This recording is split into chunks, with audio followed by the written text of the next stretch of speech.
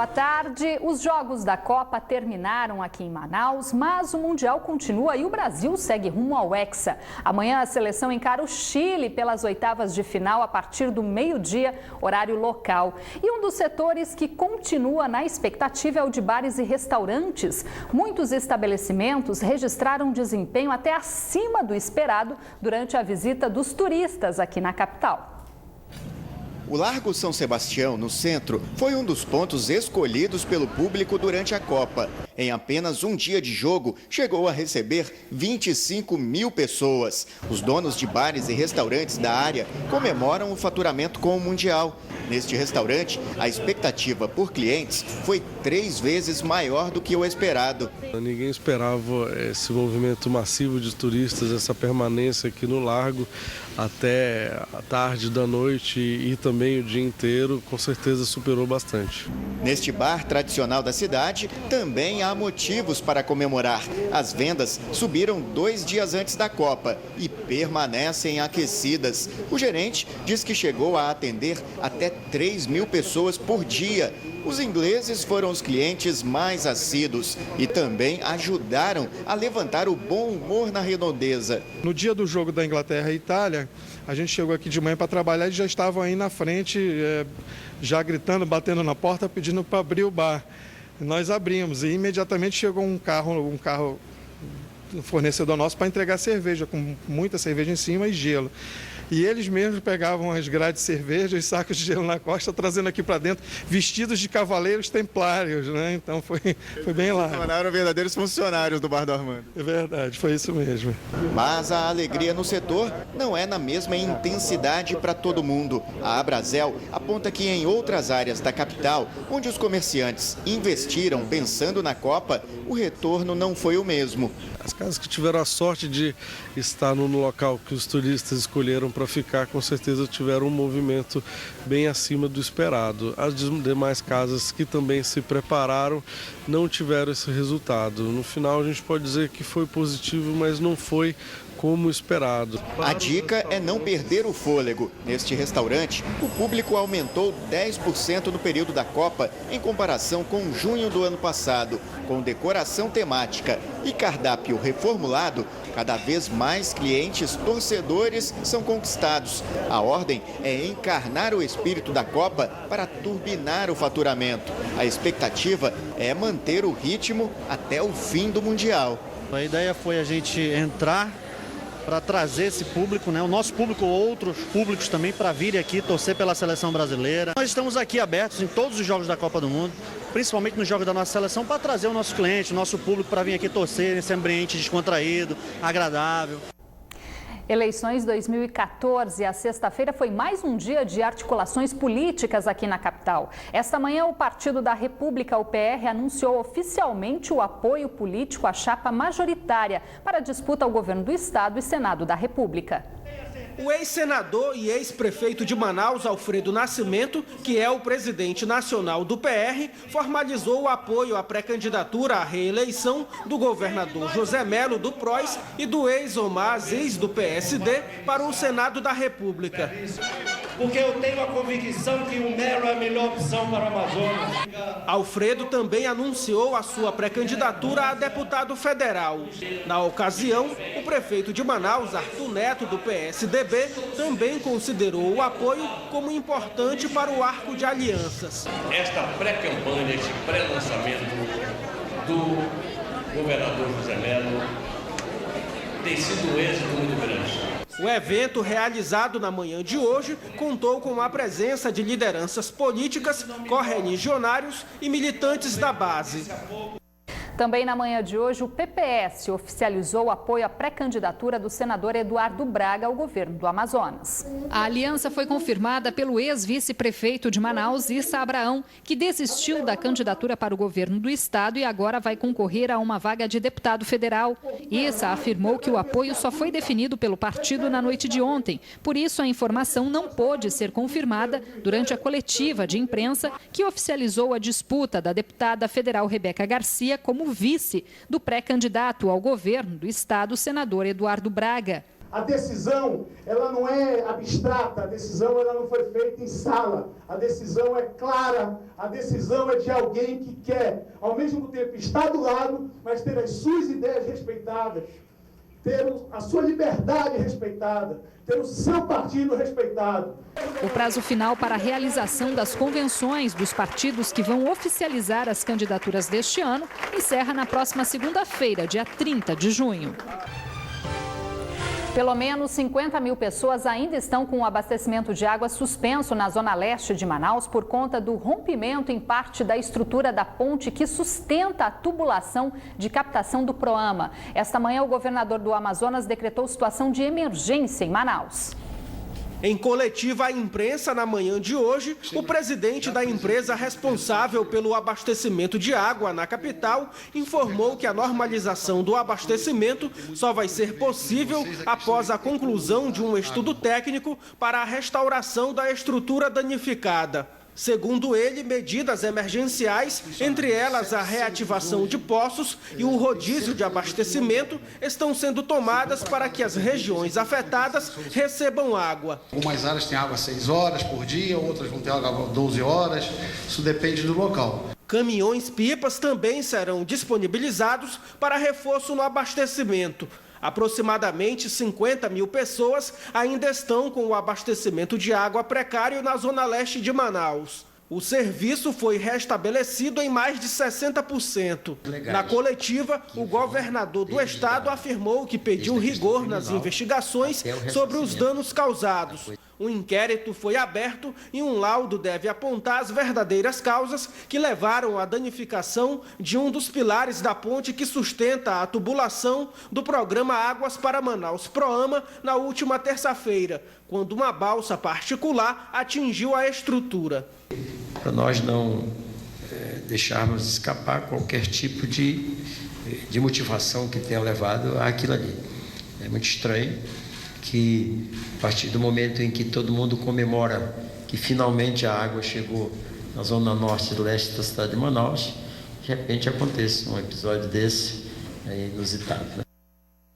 Por conta dos jogos da Copa em Manaus, as doações de sangue no Hemoan ficaram abaixo da meta e voluntários estão sendo convocados para reforçar o estoque. Tamires Claire.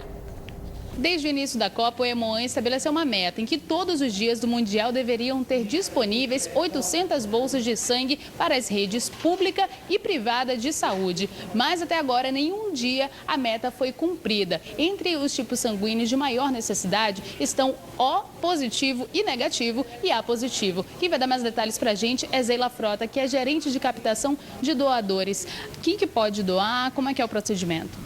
Então, homens e mulheres com boa saúde, boa vontade, na faixa etária até 16, 17 anos, desde que autorizado pelo pai, pode se candidatar à doação de sangue até a idade de 69 anos. Você que está nos ouvindo, nos assistindo, né, pode estar se candidatando, apresentando um documento oficial com foto, que pode ser RG, Carteira Nacional de Habilitação, até mesmo passaporte, né? Tenha dormido bem na noite anterior à doação e esteja alimentado, é muito importante. Tá certo, muito obrigada pelas informações. Tamires Claire para o Band. A Associação Comercial do Amazonas realizou na noite desta quinta-feira a cerimônia de comemoração de 143 anos de fundação da entidade. Na ocasião, o presidente da ACA ressaltou a importância da entidade para o segmento comercial do Amazonas. Nós entendemos que a associação comercial tem que proteger o comerciante. Ele também falou dos desafios e metas da gestão da associação, que passa a contar com 32 integrantes. Nós temos 4 pilares na nossa administração.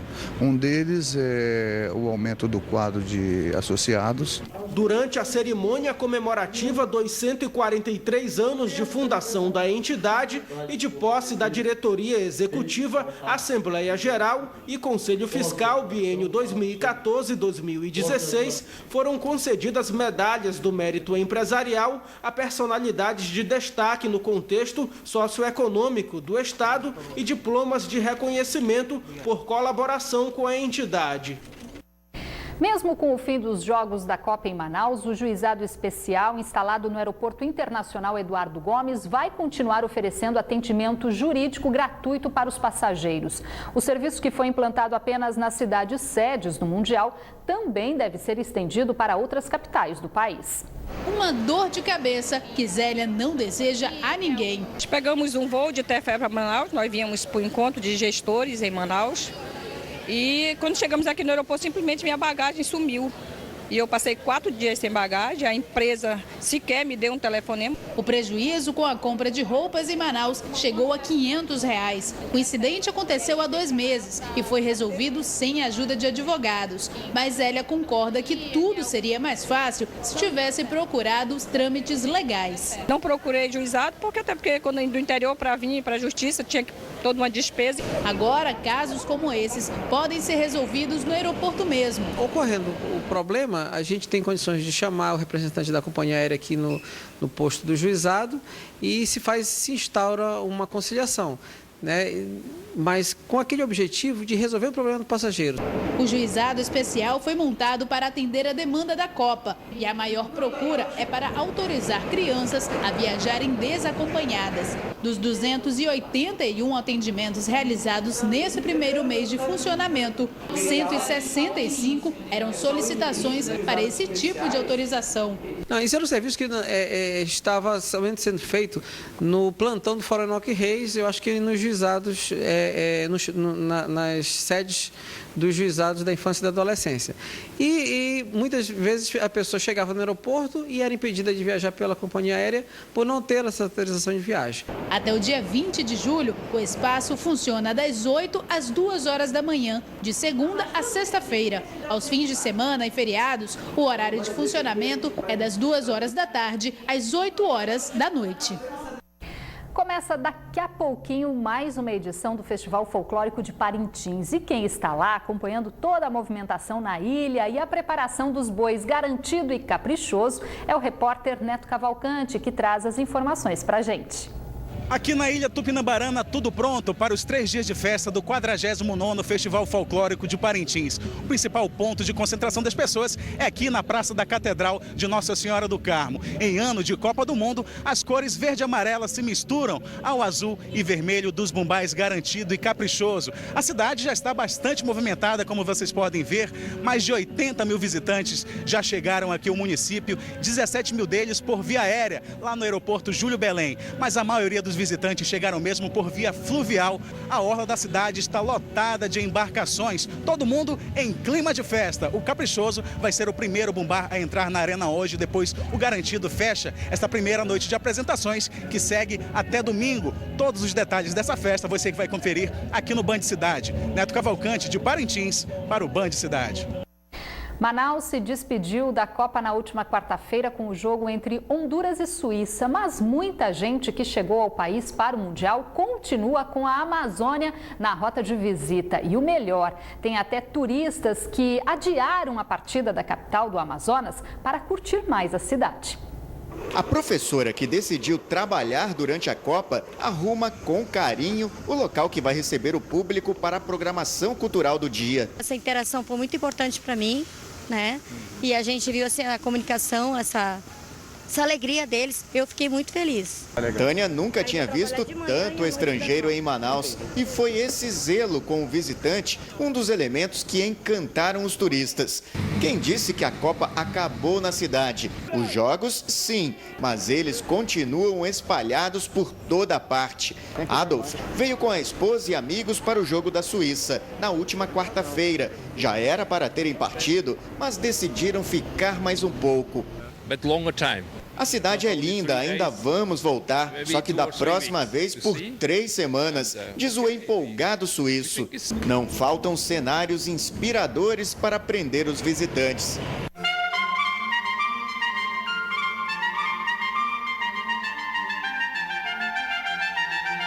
É a primeira vez deste casal de chineses na capital. É fabuloso, especialmente esse centro, parece a Europa, diz Kevin, que vai voltar. O argentino Paolo também veio para a Copa. No caminho para Manaus, soube do Festival Folclórico de Parintins e não pensou 2 vezes. vai para o interior do Amazonas. Só então seguirá para Fortaleza, onde assistirá a um dos jogos do Mundial. Todo mundo fala Parintins. Então modifiquei minha viagem para ver esse festival que aparentemente é muito bom, é muito legal. De acordo com a Amazonas Tour, 116 mil turistas desembarcaram na capital para a Copa até esta semana. A previsão inicial era receber 100 mil visitantes durante todo o Mundial. Mas essa Manaus arrebatadora já obrigou as autoridades a refazer as contas. E segundo a Infraero, dos 260 mil passageiros que embarcaram e desembarcaram aqui na capital entre os dias 6 e 25 de junho, 60 mil eram estrangeiros, o que representa um aumento de 500% em relação ao mesmo período do ano passado. Já o aumento da movimentação geral de passageiros no terminal foi de 45% em relação a junho de 2013. O Band Cidade fica por aqui, a gente volta a se encontrar na próxima segunda-feira, um pouquinho mais tarde, às 7h25 da noite. E todo mundo, então, aí na expectativa para o grande jogo de amanhã, em Brasil e Chile, que venha o Hexa. A gente volta a se encontrar na segunda-feira.